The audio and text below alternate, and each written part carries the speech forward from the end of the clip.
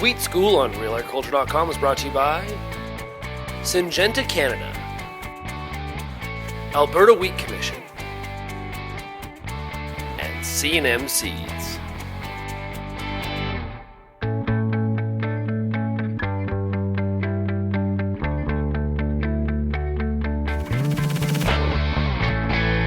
Peter Johnson at Wheat Pete, RealAgriculture.com, and we're here with another Real Wheat Growers session, and I couldn't be more excited. My neighbor, Hugh Dietrich, Dietrich Farms, it's a family operation. It's absolutely amazing. The boys are involved. Krista runs the buggy, if you can imagine that. She runs, by choice, she runs the buggy. Anyway, great wheat growers, and these guys are how I learn how to do it as well. I come here to learn how to grow good wheat. Hugh, give me the rundown. What do you do in terms of getting these consistently great wheat yields? Well, I think the first couple things to start is phosphorus with the wheat in the fall. I think a lot of guys are doing that, but that's a must. If you're not doing that, you should hire someone else to do it. Tile drainage is a huge thing. We split our nitrogen. We're using potash on the wheat early in the spring as well, and 3 fungicides. Okay, and so what about nitrogen rates? We shoot for probably on an average. With some farms, depend on the soil type, will go a little heavier or lighter, but nitrogen rates probably about 135 pounds. We'll go 90 early as possible, and then we do the balance early flag leaf. What we'll do though too is each farm will leave a kind of a check strip, so when we put our 90 pounds on, we'll double up a strip maybe for 100 feet that we know where that site is. When we come back, we can see that wheat losing color, and we know when the next shot should go on.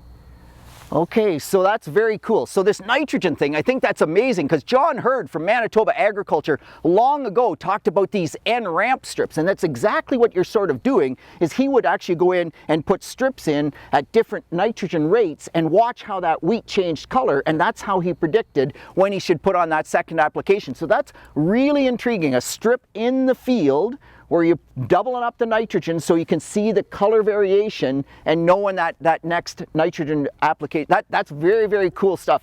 I might try that. That's cool stuff. You should do it on a spot that it's easy to get at, even near the road or whatever. People don't like doing that because you're going to have a little, but then you actually can monitor it very easily. You don't want to do it at the back or anything. You want to do it for easy access to it. Yeah, for sure. It's at the front. It's the pickup truck survey, right? Yeah. Oh shoot, I can see that difference. Exactly. It's time for nitrogen. I love that. So okay, so a couple other quick things. MAP, you said, was really important. I think everybody hears that. But I did like the fact you said if you can't do it, then hire somebody else who can, because it's just that important. So I'm really big on that. And drainage, how close are we putting tiles now, Hugh? As close as we can afford. We would like to, we're doing some, a lot of them at 25 feet. We have done a couple farms at 22 and a half, because with the boys and I were arguing this should be done at 20. So we kind of split the difference at 22 and a half. But a lot of the farms are done at 30, but tile drainage is key. Yeah, tile drainage just makes the wheat survive. So the other thing that you didn't mention, you're tram lining your wheat crop? Yes, so we're on a 3-pass system, so we're 120 feet. We have a 120-foot sprayer. We have the Amazon spreader as well that we had to modify a little bit to go down the 120-inch centers, and it can spread 120 feet as well. So in our second shot of nitrogen, we use dry product, which is urea. We're going to look at sulfur as a huge portion as well. We're putting 15 pounds of sulfur on, but I think we want to split our sulfur application as well and put sulfur on with a Metis product, probably at early flag. Okay, so you keep coming back to early flag. So why early flag?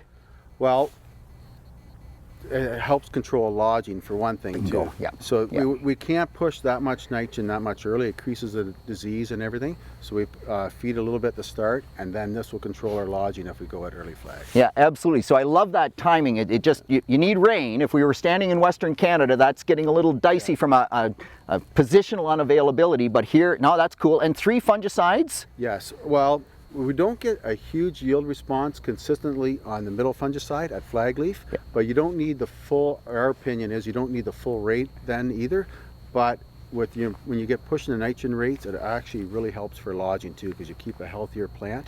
And even if you go at 3/4 of the rate of picture fungicide, it could be the old Quilt or Travapro or whatever. Yeah. But so that's interesting. So the middle fungicide is more for lodging control as much as it is for disease control. Yeah, and especially if you get on a really rich farm and that wheat color is really dark and you're worried about it going down, then that's the time to use it. On a real heavy farm, maybe you don't need the middle fungicide as important as the other ones. Yep. So and last, this spreader behind us, like, does this thing work, or what's the deal? It's awesome. It's actually dirty right now. We got just been using it, but it has been a really good piece of equipment.